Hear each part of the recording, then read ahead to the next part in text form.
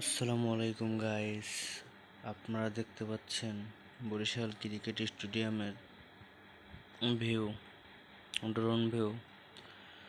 তো এখন ভিডিওগুলো ড্রোন থেকেই নেওয়া লাগে, কারণ হচ্ছে মাঠের ভিতরে ঢুকতে দেয় না। কারণ আমি কিছুদিন আগে আপনার কাছে একটা কথা শেয়ার করছিলাম যে মাঠে ঢুকে আমি ভিডিও করছিলাম, পরে সেনাবাহিনীর হ্যারাসমেন্টের শিকার হই।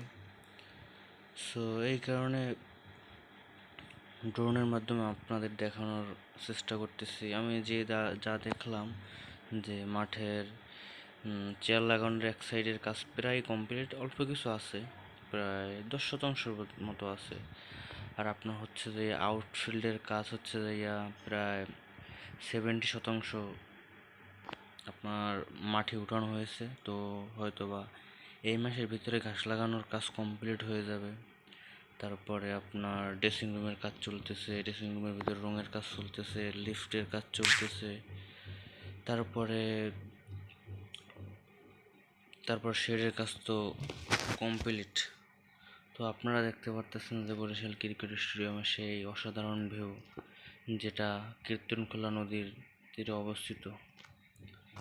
তো আসলে দেখতে অনেক ভালোই লাগে। আমাদের বরিশালবাসীর ইমোশনের জায়গা, গর্বের জায়গা।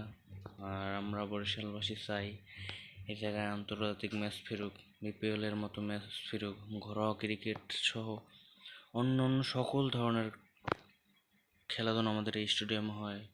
সো বিসিবির দৃষ্টি আকর্ষণ করছে এবং বলতে চাই যে আমাদের এখানে এখনও কাজে কিছুটা দুর্নীতি চোখে পড়ার মতো। কারণ একটা স্টেডিয়াম করতে হলে, একটা স্টেডিয়ামের কাজ শেষ করতে হলে মিনিমাম অনেক লোকের দরকার কাজ করার জন্য।